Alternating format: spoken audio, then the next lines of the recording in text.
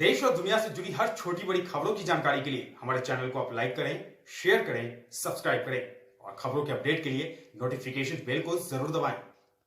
कड़ी धूप में बगैर खाए पिए पैदल अपने गांव की ओर चल रहे हैं।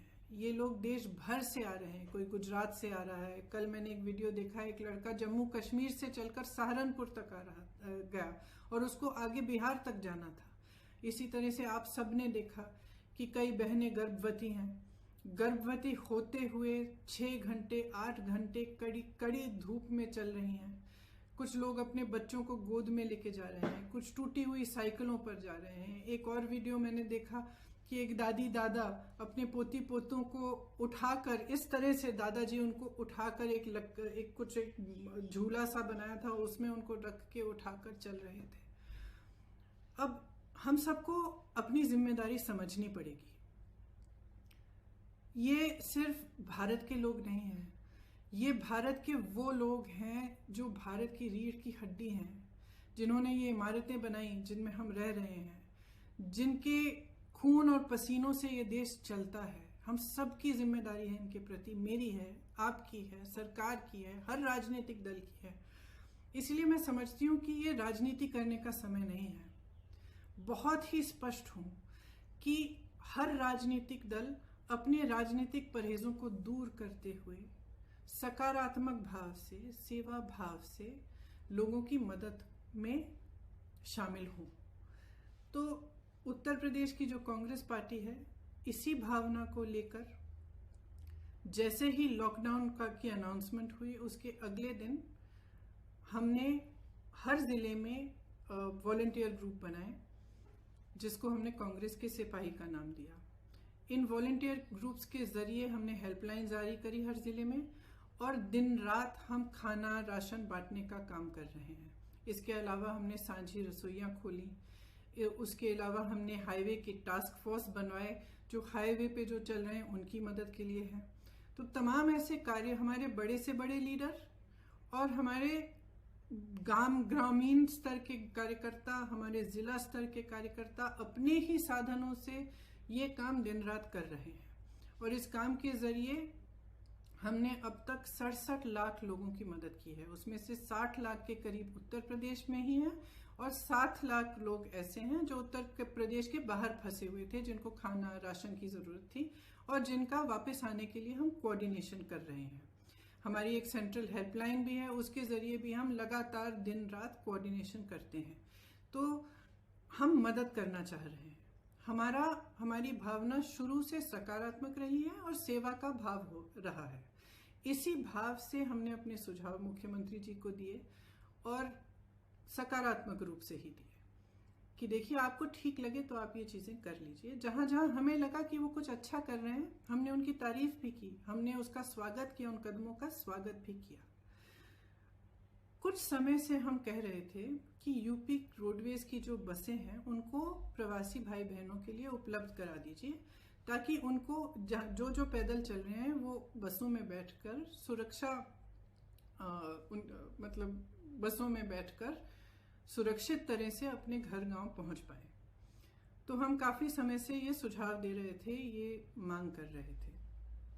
जब एक दिन कई हादसे हुए, कई एक्सीडेंट हुए और हमने देखा कि यूपी की रोडवेज की जो बसें हैं वो अभी भी सक्रिय नहीं हुई हैं, तो हमने एक मुख्यमंत्री जी को एक चिट्ठी लिखी कि हम 1000 बस को उपलब्ध करेंगे।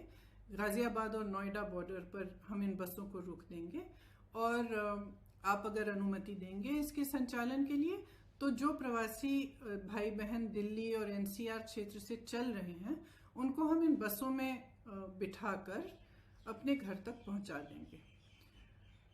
तो अगले दिन मुख्यमंत्री जी ने ये ऐलान किया कि यूपी रोडवेज की 12,000 बसें हैं, इन्हीं का इस्तेमाल होगा और आपकी बसों की ज़रूरत नहीं है। तो हमने 17 तारीख को सुबह 500 बसें गाजियाबाद में खड़ी की थी, हमने उनको वापस भेज दिया। अगले दिन उनसे एक और चिट्ठी मिली कि आप अपनी लिस्ट दे दीजिए और 1000 बस की आप लिस्ट दे दीजिए, उसमें चालक का नाम होना चाहिए, परिचालक का नाम होना चाहिए, फिटनेस सर्टिफिकेट वगैरह सब कुछ आदि होना चाहिए, ये हमारे पास पहुंचा दीजिए। तो हमने उनको धन्यवाद दिया कि आपने हमें अनुमति दी है बसों को चलाने के लिए, आपको हम लिस्ट उपलब्ध कर देंगे। तो 4-5 घंटों बाद हमने वह लिस्ट उपलब्ध कर दी। फिर 11:30 बजे रात को उनसे एक और चिट्ठी मिली कि आप अपनी 1000 बसें लखनऊ पहुंचा दीजिए कल सुबह 10 बजे। तो इसमें हमने कहा कि देखिए, हमारी बसें खाली दिल्ली से लखनऊ जाएंगी। इन बसों का मकसद ही ये था कि गाजियाबाद और नोएडा से, एनसीआर क्षेत्र से जो चल के जा रहे हैं उनको हम बिठाकर उत्तर प्रदेश के गांव और जिलों में ले जाएं। तो इन बसों का लखनऊ तक खाली चलना तो पूरे मकसद को ही खत्म कर देता है। तो हमने उनसे ये सुझाव दिया कि देखिए, हम गाजियाबाद नोएडा में इन बसों को तैयार रख लेंगे, आप परमिट दे दीजिएगा। फिर ये पूरा राजनीतिक सिलसिला शुरू हुआ कि आप हमें परमिट दे रहे हैं, लिस्ट दे रहे हैं, लिस्ट में कुछ गलत नाम है। जो भी है, मैं इन चीज़ों में नहीं पढ़ना चाहती और मैं सरकार पर सवाल भी नहीं उठाना चाहती। अगर उस लिस्ट में कुछ ऐसे नंबर हैं जो गलत हैं, कोई बात नहीं, हम एक नई लिस्ट भी उनको दे सकते हैं। मैं सिर्फ ये कहना चाहती हूँ कि 17 तारीख को 500 बसें हमने गाजियाबाद बॉर्डर पे खड़ी की थी। अगर वो 500 बसें चली होती तो कम से कम 20,000 लोग घर सही सलामत पहुंच जाते। कल हमने 900 बसें, 500 बसें राजस्थान के बॉर्डर पर और राजस्थान यूपी के बॉर्डर पर, और 300 से अधिक बसें, जिनकी पूरी टोटल संख्या 900 के करीब थी, हमने गाजियाबाद बॉर्डर पे, दिल्ली बॉर्डर पे हमने उपलब्ध कराई। अब अगर ये बसें चली होती तो कल 36,000 और आज 36,000 लोग अपने घर के लिए सही सलामत सुरक्षापूर्ण रवाना हो जाते। लेकिन हम इस राजनीतिक सिलसिले में उलझे रहे। उन्होंने कहा कि लिस्ट गलत है, कुछ ये हो रहा है, वो हो रहा है, बसें हमारी पहुंच गई हैं। कल 4 बजे से हमारी बसें बॉर्डर पे खड़ी थी। उनको आगे परमिट, यूपी के जहां पे उन्होंने कहा था कि यहाँ पे हमें गाजियाबाद और नोएडा में 2 पॉइंट्स दिए थे, यहाँ तक पहुंचाइए, वहां जाने का परमिट ही नहीं दे रहे हैं यूपी के अंदर। तो बसें खड़ी रही, आज भी खड़ी हैं। अब मैं सिर्फ ये कहना चाहती हूँ कि देखिए, 4 बजे 24 घंटे हो जाएंगे कि ये बसें उपलब्ध हैं। अगर आपको इस्तेमाल करनी है तो इस्तेमाल करिए, हमें अनुमति दीजिए। आपको भाजपा के झंडे लगाने हैं, इन पे अपने भाजपा के स्टिकर लगाने हैं तो बेशक लगाइए, बेशक लगाइए। आपको अगर कहना है कि आपने उपलब्ध कराई हैं तब भी कराइए, लेकिन इन बसों को चलने दें।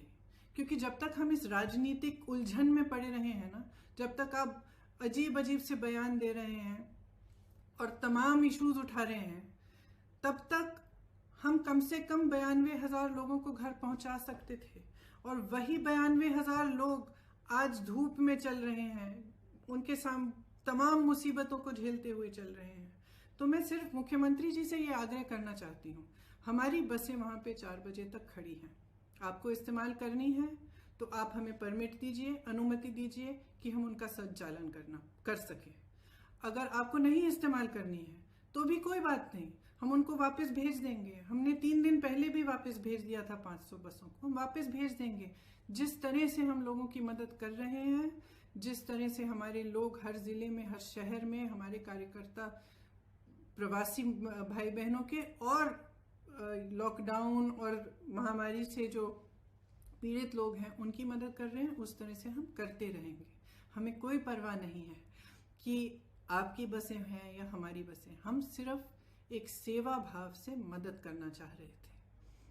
तो मैं कहना चाहती हूँ अपने खास तौर से अपने प्रवासी भाई बहनों से जो इस संकट में हैं और जो पैदल चल के जा रहे हैं, कि कांग्रेस का एक एक कार्यकर्ता, एक एक नेता आपके साथ है।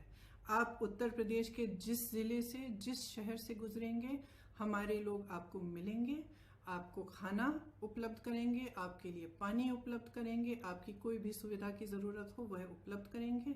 हमारी जो क्षमता है उससे हम पूरी तरह से आपको मदद करने की कोशिश करेंगे और हम आपके साथ इस संकट में खड़े हैं।